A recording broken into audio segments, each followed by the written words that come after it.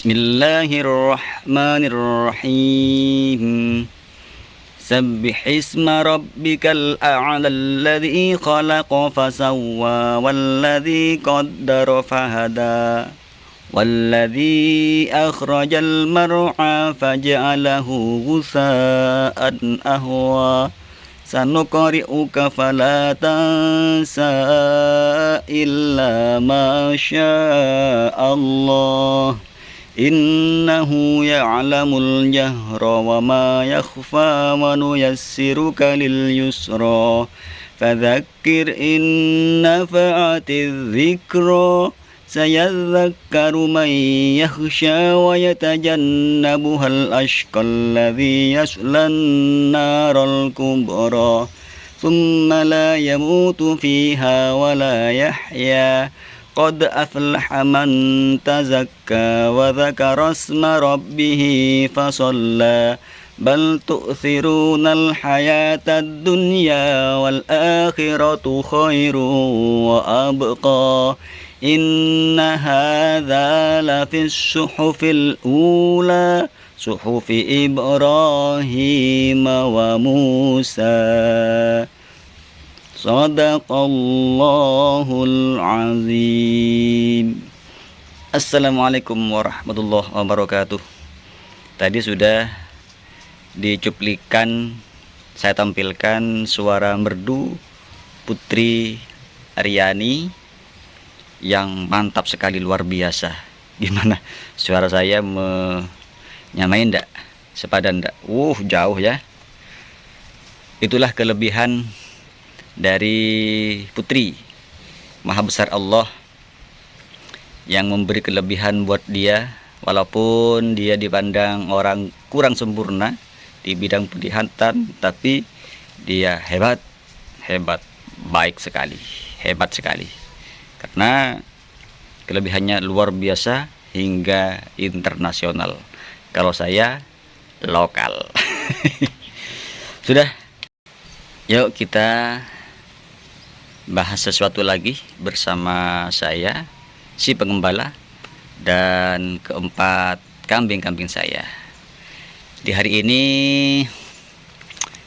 akan membahas masih seputar sesuatu yang dapat membatalkan sholat, yaitu mengurangi rukun sholat yang sudah lengkap gerakannya dari takbiratul ihram, ada ruku, i'tidal, sujud, duduk diantaranya, sujud lagi, berdiri lagi untuk rakaat berikutnya. Itu dikurangi gerakannya, rukunnya dikurangi dengan sengaja. Beda kalau lupa ya, dikurangi dengan sengaja. Contoh, setelah membaca Fatihah surat kemudian sujud, berarti ada dua rukun yang ditinggalkan, yaitu ruku dan i'tidal. Kalau itu sengaja dibuat-buat, berarti membatalkan sholatnya batal. Kalau disengaja meninggalkan rukun-rukun yang sudah ditetapkan, berarti membatalkan sholat. Karena apa yang telah dikerjakan sesuai dengan tuntunan baginda Nabi. Shollu kama ra'aitumuni usolli, sholatlah kalian sebagaimana kalian melihat sholat aku. Siapa itu? Para sahabat melihat gerakan-gerakannya baginda Nabi, kemudian dilanjutkan generasi berikutnya oleh sahabat. Siapa yang melihat gerakan sholatnya para sahabat? Yaitu tabi'in. Kemudian diganti lagi ke generasi berikutnya, yaitu tabi'ut tabi'in yang melihat gerakannya para tabi'in. Terus generasi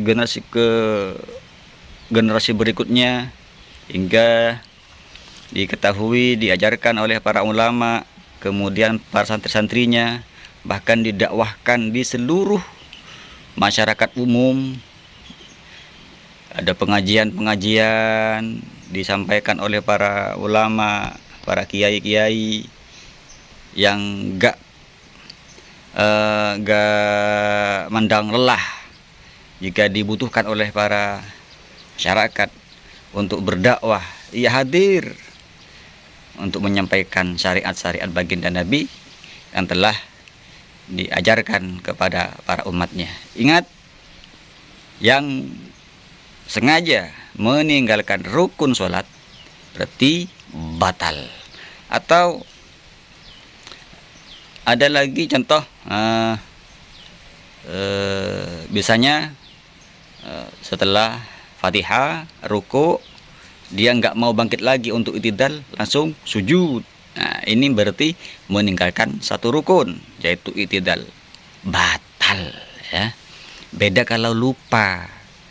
Karena kalau lupa itu nggak dosa, seperti halnya puasa, ya. Lupa pagi-pagi makan, itu nggak apa-apa itu kalau lupa. Nggak ada hukumnya kalau lupa itu. Beda halnya kalau sudah tahu kok pura-pura lupa. Beda kalau pura-pura lupa. Ya kalau lupa beda lagi. Contoh halnya dalam sholat zuhur misalkan. Kok lupa dalam sholatnya? Apakah ini sudah 3? Apa masih 2? Kok dia memilih 3? Ternyata sholatnya masih 2 rakaat.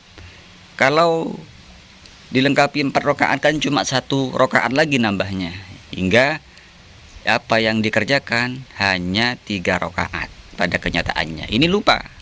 Kalau sebelum salam ia ingat bahwa dia lupa, boleh dia langsung berdiri kembali untuk melanjutkan, menambah, atau sujud sahwi sebelum salam. Sujud 2 kali. Sujud yang pertama membaca Subhana man la yanamu wa la yashu 3 kali, kemudian duduk dan sujud kembali membaca Subhana man la yanamu wa la yashu 3 kali, kemudian salam. Beda kalau lupa. Ada lagi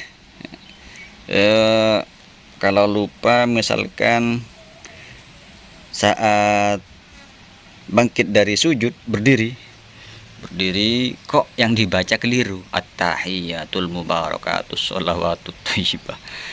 Ini kok bacaan tahiyat dibaca saat berdiri, ini kan keliru. Lupa. Boleh saat sebelum salam kita minta ampun kepada Allah yang tidak pernah lupa, yang sempurna, yaitu dengan bacaan Subhana man la yanamu wala yashu. Karena baginda Nabi pernah mengalami kejadian seperti itu, lupa dalam sholat berjamaah dengan para sahabat. Insya Allah sholat yang maghrib beliau lupa, hanya melakukan 2 rakaat kemudian salam. Setelah salam, sahabat pun ikut salam, cuma tidak menegur baginda Nabi bahwa kurang rakaatnya. Namun setelah salam, para sahabat bertanya, "Ya Rasulullah, apakah engkau lupa dalam sholat atau mengkosornya?" Baginda Nabi menjawab, tidak, kedua-duanya, tidak lupa dan tidak mengkosornya. Apa kata para sahabat? Tapi itu terjadi pada engkau ya Rasul, karena engkau hanya melakukan 2 rakaat. Kemudian baginda Nabi bangkit kembali untuk menambah rakaat berikutnya bersama para sahabat. Jadi ukurannya, jika lupa kurang 1 rakaat, nambahnya jangan terlalu jauh jaraknya dari salam. Apakah ada sahabat-sahabatku yang sering lupa dalam sholat? Kenapa demikian? Bagaimana cara mengatasinya? Ya, kalau sering lupa tuh banyak pikiran mungkin. Entah ada permasalahan dalam keluarganya, banyak utang ya, bisa jadi kurang konsentrasi, lupa akhirnya. Bagaimana cara mengatasinya? Perlu diruqyah itu. Perlu diruqyah karena pikirannya banyak gangguan. Perlu diruqyah. Apa sih ruqyah? Yaitu minta didoakan kepada seseorang yang peruqyah, roki, untuk dibacakan ayat-ayat Quran, berobat kepada Al-Quran. Apakah bisa berobat kepada Al-Quran? Bisa, sangat bisa, karena Allah pun sudah menyampaikan berobat kepada Al-Quran. Wa nunazzilu minal Qur'ani ma huwa syifaun wa rahmatul lil mu'minin. Cuman ini petikan ayat ini kurang sering dijumpai untuk para sahabat-sahabatku yang sakit-sakit apa saja, hingga kalau sakit tidak langsung ke Al-Quran. Padahal sudah dijelaskan Allah menurunkan Al-Quran, sebagian dari ayat-ayatnya adalah menjadi obat kepada orang mukmin dan menjadi rahmat kepadanya. Obat ya, obat. Jadi penyakit-penyakit medis maupun non medis dapat diatasi dengan Al-Quran. Kok membicarakan ini? Tadi membatalkan sholat. Sorry. Keceplosan panjang lebar, terlalu jauh ke sana. Baiklah. Ini kambingnya masih posisi tidur, mungkin sudah panas. Ini berteduh, ternyata panas ya, panas sekali. Mungkin gak perlu saya panjang lebar dalam pembahasan ini. Saya mau ke sungai dulu mencari ranting-ranting bambu untuk patokan kambingnya supaya nggak kabur. Mau ke sungai dulu ya. Silakan tetap di video saya, ikuti perjalanan saya, si pengembala. Sudah dulu. Wassalamualaikum warahmatullahi wabarakatuh. Baiklah, kali ini saya telah berada di sungai untuk cari ranting bambu untuk jadi pengikat kambingnya, karena satu hilang. Sekarang ada di sungai. Yuk cari dulu, harus sabar. Inilah perjalanannya. Tebing ini bos, mencari bambu. Sepi banget di sini.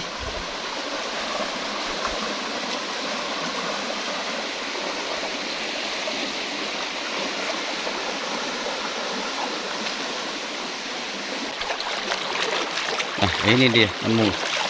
Ini cocok ini. Nah, ini cocok ini. Segini. Nah, hanya butuh yang kecil-kecil saja. Ini banyak ini. Ranting-ranting bambunya. Oh, terlalu kecil. Yang barusan saja. Yang itu aja. Baik, saya kerjakan dulu.